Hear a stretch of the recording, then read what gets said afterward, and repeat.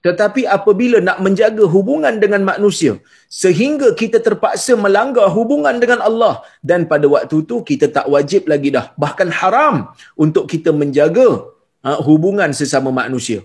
Contohlah, oleh kerana kita nak mengambil hati manusia, terpaksa kita buat benda-benda yang diharamkan oleh agama. Baru-baru ni heboh jugalah bila kita buat teguran sedikit berkenaan dengan sebahagian daripada Melayu yang mengaku Islam ni, bila pakai lambang-lambang yang betul-betul mewakili simbol agama yang bukan Islam, kita buat teguran. Maka mereka mengatakan, kita buat ni kerana nak mengambil hati. Sebenarnya tuan-tuan dan puan-puan, mengambil hati orang bukan Islam ni bukan satu benda yang salah. Tetapi kita bila nak mengambil hati, jangan sampai kepada kita menggadaikan image. Jangan sampai kita menggadaikan hukum hakam. Kalau katalah orang bukan Islam, duk jamu kita makanan yang tak halal. Adakah kerana nak menjaga hati dia kita nak makan benda tu? Kita tak makan kerana Allah Subhanahu Wa Taala larang kita. Sama jugalah apabila mereka perintahkan kita, minta kita untuk pakai pakaian yang melambang, yang betul-betul menjadi simbol kepada agama yang bukan Islam. Ia dilarang di dalam agama. Nabi SAW menyebutkan dalam sebuah hadis yang sangat jelas. Nabi mengatakan dalam riwayat Abu Daud, walaupun sanad dia ada berbeza, ada yang kata ia mauquf, ada yang kata dia marfu', tetapi ia jelas menunjukkan bahawasanya orang Islam dilarang untuk menyamakan dirinya dari sudut pemakaian dan simbol yang betul-betul. Bila kita pakai itu, kita seolah-olah mewakili agama tu. Kerana kita adalah orang Islam, mempunyai identiti sendiri. Nabi SAW bersabda, man tashabbaha biqaumin fahuwa minhum. Sesiapa yang meniru-niru sebuah kaum, maka dia dikira daripada kaum tersebut. Kita ada identiti kita. Kalau sekadar nak mengucapkan ucapan selamat pada hari raya mereka, itu juga telah berlaku khilaf dalam kalangan ulama. Apatah lagi apabila kita memakai pakaian mereka. Mungkin ada sebahagian kita yang kata, alah ustaz, takkan dengan pakai topi itu lebur dah akidah.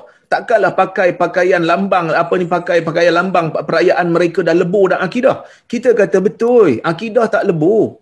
Bukan bermakna bila akidah lebur, bukan bermakna bila akidah tak lebur terus dibenarkan. Kerana banyak dosa-dosa yang dilakukan di dalam dunia ini tidak meleburkan akidah pelakunya. Makan babi umpamanya, akidah tak lebur. Kau tengah buat apa tu, Mat? Makan babi jap. Makan babi ni haram, Mat. Alah, makan babi bukannya rosak akidah pun. Dia kata, lepas ni aku solat lah. Adakah bermakna babi tu tak haram kerana tak lebur akidah? Tak, dia tidak meleburkan akidah, tetapi dia tetap haram. Begitu juga mengumpat. Orang mengumpat orang lain. Kita pun datang, kita kata, ish, engkau ni mengumpat haram ni. Mengumpat ni. Dia kata, alamak, relax lah. Mengumpat ni bukannya lebur akidah pun. No. Tak lebur akidah itu betul. Tetapi bukan semua perkara yang tidak meleburkan akidah itu dibenarkan oleh syarak. Merasuah umpamanya, tidak lebur akidah. Tetapi kita tengok bagaimana kerosakan yang berlaku dalam negara kita disebabkan oleh kerana rasuah. Kita mungkin telah termakan daging kenguru. Cuba bayangkan, ini kerosakan yang berlaku disebabkan oleh kerana manusia yang mungkin memikirkan, buat dosa tak apa, tak lebur akidah. Selagi mana tak lebur akidah, maka dia kata tak apa. Sedangkan dosa-dosa yang tak meleburkan akidah itu kadang-kadang kesannya sangat teruk kepada orang lain. Kita tengok bagaimana kartel daging haram yang mencampurkan daging yang haram dengan daging yang halal yang meletup di media baru-baru ni kan.